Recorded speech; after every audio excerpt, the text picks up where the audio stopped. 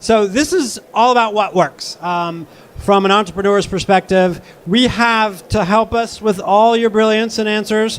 From Ogury, Carles Sistare, head of engineering. So we've got the technical side. Oh, you got to turn. He's technical, but not that technical. Hi. Carles, welcome. And Julien Crochet, who's the VP of Sales Strategy at AB Tasty. Julien. Hi, everyone. So we have the business side, we have the engineering side, and you guys are aware of both sides, so we'll get into all of it. We had a conversation the other day, and the problem that I want to start with, or the solution really, what works, is around hiring. It's a problem everywhere for every startup. It seems to be a question of not being able to find enough good people. But Carles, let me start with you. I mean, you guys were looking for engineering talent here in France, and you solved it in an interesting way, I guess. Yeah. So originally the company was based in Paris, here in France. We have also some other offices in all around France, so in Strasbourg, for instance. But at one point we had a hiring plan very, very ambitious, and at one point we didn't get the speed that we wanted hiring, and the CTO once decided to open to other countries. So he knew already, he had already experiences with Serbia in Belgrade. He already knew the little tricks to go faster there. And so yes, 6 months ago we began to open positions right there. And yeah, after 4 or 5 months, we have teams, we have around 40 guys there. So, and I should back up, you guys are about 300 people, Ogury, you guys are in which space? Describe it for us at a high level, and then we'll get to AB Tasty as well. Yeah, so in the IT, in Paris we are around 60, and in Serbia we are 40. And Ogury does what exactly?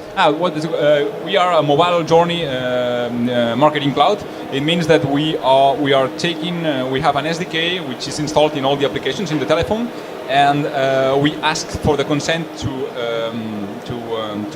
for the user to share the data with us, so we can have the journey of any user if he wants. So meaning that we can know which web pages are they visiting, which applications are they using. Okay, so everything is of course GDPR compliant. We don't sell the information. It's just to apply on our own services and to offer marketing studies or targeting targeted advertising. Right. And we have all the services around all the data that we have. So a very technical organization, lots of engineers and lots of needs for engineering. And I want to get back to Serbia. Julien, tell us about A/B testing, what you guys do. You guys are about 200 people now? Yep. So A/B Testing, we are an experimentation and personalization platform. So initially based in Paris, now we have offices all over the world, in the US, Germany, UK, Spain, Singapore, and about 40% of the workforce is dedicated to the product. Right. All right, let's go back to Serbia. So I understand you guys picked Serbia because your former CTO had some experience there. There's good engineers. You solve a hiring problem, but now you have a remote office in Serbia, which is not funny, I guess. You go there a lot. But like, how do you then, let's get to the practicality of it. How are you guys managing it, and how does that office operate differently or not from any other office in Paris, say, or France, or wherever? Yeah, I guess that the secret is to try to apply the same structure that we had in Paris. So it means we work in feature teams, where small teams composed by one product owner, one technical lead with a scrum master, 3 or 4 developers, and they are owners of their own product. So they take the items from the roadmap that has been defined. So every team is owner. He understands the globality of the company, and he works through it. So the secret is to do the same thing in Serbia. And yeah, so the teams that we have already done there, already grown there, they have already these stages. So they are completely independent. Of course, at the beginning, they need some onboarding. That's why we need to go there often. But after 2 or 3 months, they are completely independent. And so it's not remote in the sense that you guys have some Slack channel, or maybe you do, or Jira tickets, and you guys are constantly back and forth. It's here's your project, this is what you're working on, go get it done. Exactly. Okay. You at A/B Testing, Julien, you have offices all over the world. Some of them have worked clearly, and some of them haven't. So, what didn't work? Yeah. So on the marketing and sales part, all the offices are working well. We tried also, because of the hiring problems, to open an office in Eastern Europe. But after a couple of months, we decided to shut it down because we were not able to succeed building the right team with the right culture, with the right efficiency. On the other way, we succeeded in doing it in Nantes. And rather than going abroad, we have now a lot of developers from South America, even US, that are coming in France to work for A/B Testy, either in Paris, either in Nantes. So what do you think, why is it that you were able to capture that culture, bring in people from all over the world, and sort of, inject them into A/B Testy in the right way? I would say most of the time it's because of the culture. The way we are working, also our core key values like customer satisfaction, reactivity, team spirit, and that's some key cultural aspect that we were not able to get from some countries, and that works really well in others. How do you test for that in advance? And I want to ask both of you, there's the notion of cultural fit and then culture add. So how do you balance those things? Since we are facing, so maybe we solved it, but not yet, big hiring problems. I joined the company 5 years ago. We were 10. Today we are 200. We have 50 open positions, if you're interested in.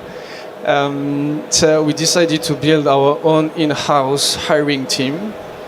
So 3 people dedicated to basically hunt for interesting profiles. And can I ask, at what stage did you decide to do that? Were you 20 people? Were you 50 people? We were about 100, but we should have done it earlier. Right. And then we have a process with 4 to 5 interviews. The first interview is a kind of screening interview. And at the end, so if we think you could work for us, there's a last interview. We call it the step-up interview. So you will meet someone that is not part of the team you will work with, and someone who is supposed just to have a 30-minute chat with you and check if you have the values of A/B testing. Right. And those values, we've had this discussion with other startups, are very clearly defined, and everybody knows them. They're not just written on a wall. They are everywhere. More than that? Okay. Everywhere. So we have 5 core values. They are on the wall. And we make sure everybody is living these values. And the funny thing is that our values are so obvious that most of the time after 1 week of onboarding, I see new employees coming to see me and saying, you told me during the process, the interview process, that A/B testing breath for the clients, that there is kindness into the company and stuff like that. I lived it for 1 week. So it was not a false promise. Right.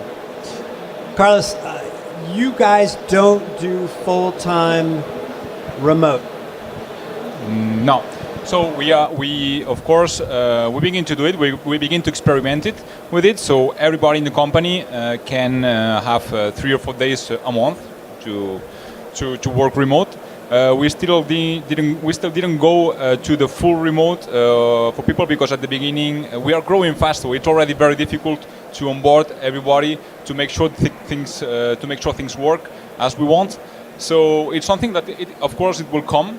But at the moment we didn't get to do full remote teams because it would have a little bit more difficulties to control all of them. I don't want to say it's a problem, but it's an aspect of control, or can you imagine? And I also think that you were saying you're not mature enough as an engineering team, so. Like when does it become possible? Well, I think that since at the beginning, during the onboarding, everybody's new. Nobody really knows what is the company about, which is the background of the product that we want to build. It's very difficult that at the same time everybody's remote. So the company is very young. We are only 4 years old. We are more than 50 people in the IT only since 1 year. So this is already very difficult to grow and to be consistent all over the world. If furthermore we need to take into consideration that everybody is working remote, I think maybe it's possible. We didn't get it until now. I mean, I think it's in the process. Yeah, I mean, I think it's one of those things that you either start that way and you make a considered effort. You're like, okay, we are going to be a remote company. Open source companies tend to do this a lot just because that's the nature of it. But I suppose if you don't have to and if you don't want to, then don't, right? Do you guys have a point of view on it, Julien? We indeed have a couple of people that are fully working remotely, but most of them worked at the beginning in the Paris office for about 6 to 12 months, and then decided to move somewhere else. And rather than losing those key people, we decided to let them work remotely. Right. But that's people who share our values, who are really committed to achieving their goals. The only exception is in the US, where we hired people that worked immediately remotely, but on the sales side. Right. So you can track their goals and their results easily. Yeah, and you want salespeople out there and being remote anyway, right? Exactly. And I'm going to start with you, Julien. Let me ask about some of the tools or maybe tricks, hacks, whatever, on the sales side, on the business side. Like, what do you guys use that really works for you, whether it's for communication, for tracking, for, I don't know, sharing goals, etc.? Yeah, we have many tools, probably too much. But what we did to be able to scale the sales organization is that we specialize the profiles. We have people dedicated to sourcing leads. We have people dedicated to prospect those leads. We have then salespeople dedicated to closing new deals. Then we have salespeople dedicated to renew the deals and upsell, cross-sell. And so everything is tailored to which aspect. So, and how did you end up at that specialization? Was it because everybody was doing everything before and it didn't work as well, or did people bring this experience from outside? Two reasons. The first one, we looked at the startups that were working really well on the sales side and scaling really fast. Most of them were US startups, and most of them were specializing the profiles. So Right. might be a good idea. And the second reason is that I wanted to avoid what I call the roller coaster effect. So having salespeople prospecting, then working on their opportunities, closing new deal, and then realize they don't have enough opportunities to achieve their goal, prospect again, and so on and so on. Right. And it's working, it sounds like. It sounds. Yeah? Yeah, it works very well. Yeah. Good. Carles, on the engineering side. Yeah, so the same as Julien, we have tried a lot of things. Things that work, things that don't work. At the end, we have, since 1 year, we have an agile coach, 3 agile coaches all over the company that they really give good tips for managing the whole thing and the right tools.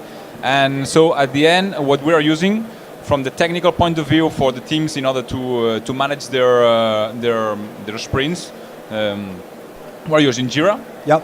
And on the top of it, we use Asana, which is a very cool tool, and it's easier. There is less complexity, and it's used for the product owners to communicate with the business owners. So it's very easy because you can use it for any kind of meeting, any kind of roadmap evolution.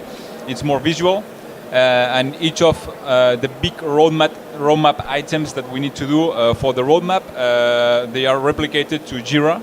And once there, we can split with many tasks for all the developers to know what they need to do every time. You raise an interesting point on, and you guys are both sitting here representing kind of both sides of a company.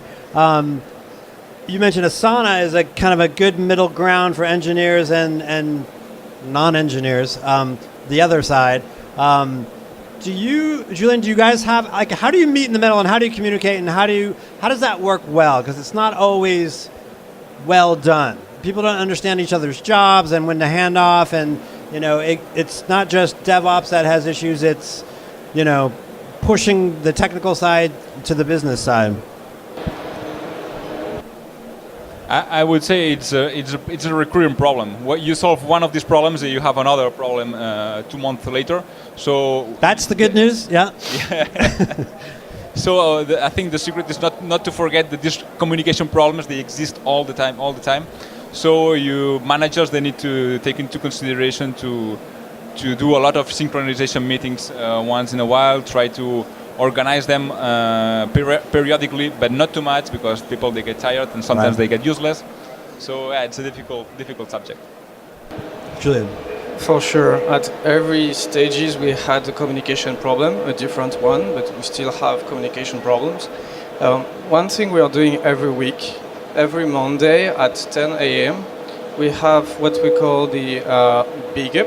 So it's a big stand-up for the whole company, and that during half an hour maximum, each core team, so the founders first, then the product tech, HR, have 2 to 3 minutes to pitch something. So either something that they released the previous week, something that is coming the next week, and then every country has 2 minutes to keep the other countries up to date.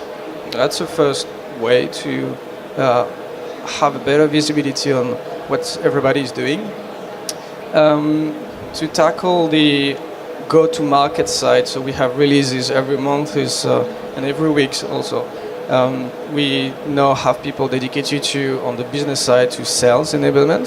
So make sure all the salespeople know the latest feature, know how to pitch them, how to use them.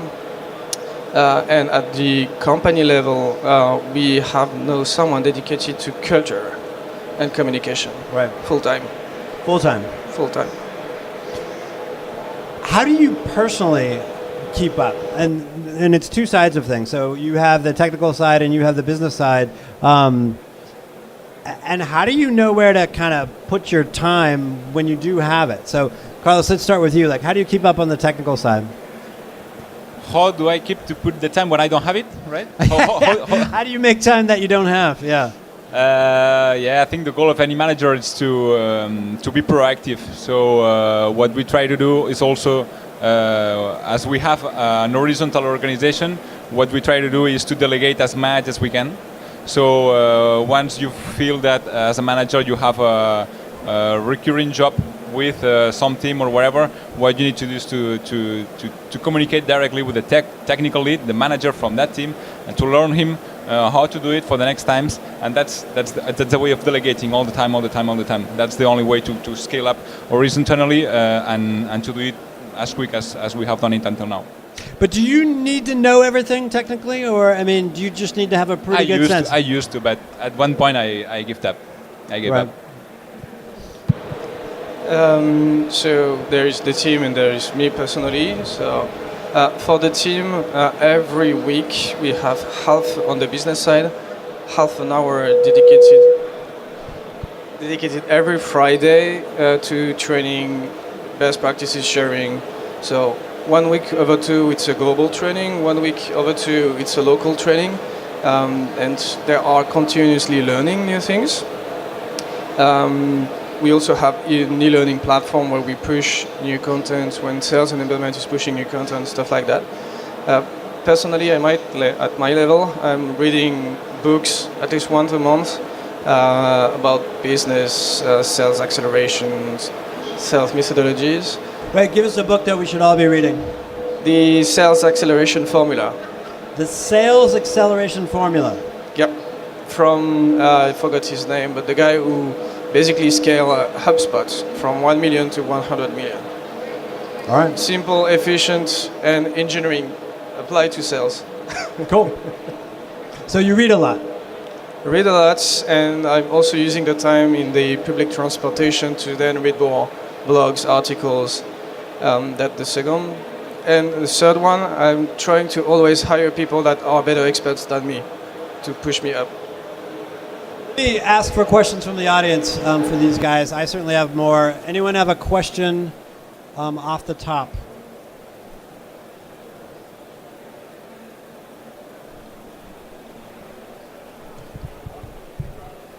Give us your name and there we go. And what you do. You're the global fellow. Yeah. So We have a team in the US, India, and in France also. How do you communicate? What specific tools do you use between sales and engineering, particularly? How do you gather the intelligence from the field and then funnel it back to engineering and product? Like what specific methods do you use? We have one knowledge platform, Slides, where everything is documented. We use Slack heavily, of course. And the product managers, they have every month to do a certain number of meetings with salespeople. Salespeople, they are also supposed to help product managers to meet clients when they do the discovery phase. So we make sure there is constantly discussion between both. And we on our company, what we have is that every sales area has a dedicated pool of teams, technical teams, who will work for them. So in between, of course, there is all the product owners, product managers, and of course, one of the most important roles are the business owners, who they really know what is the business about, what the technical teams can do, and they are really communicating up and down all the time. Other questions?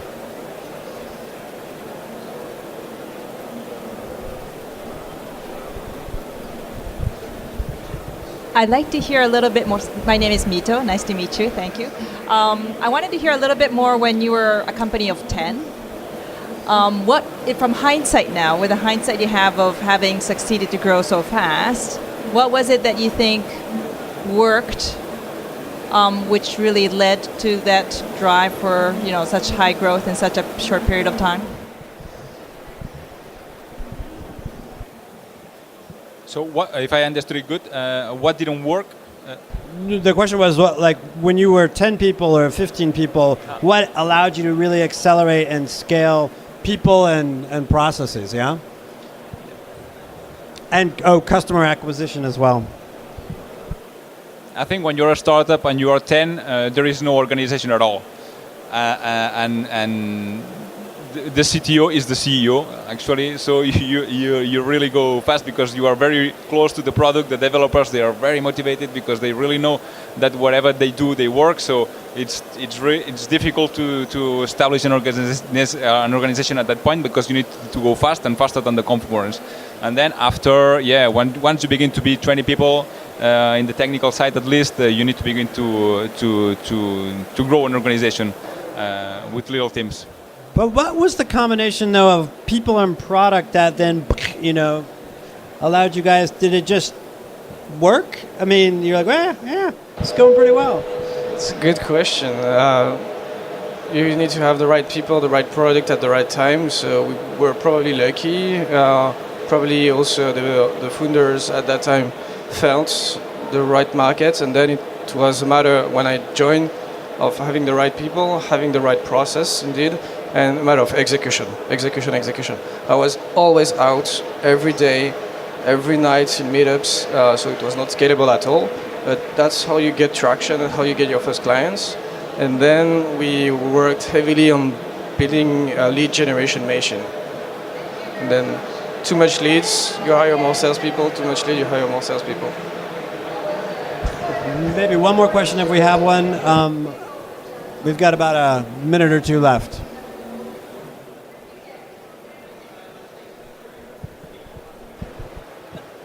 Can you share some of the lead generation techniques that you had?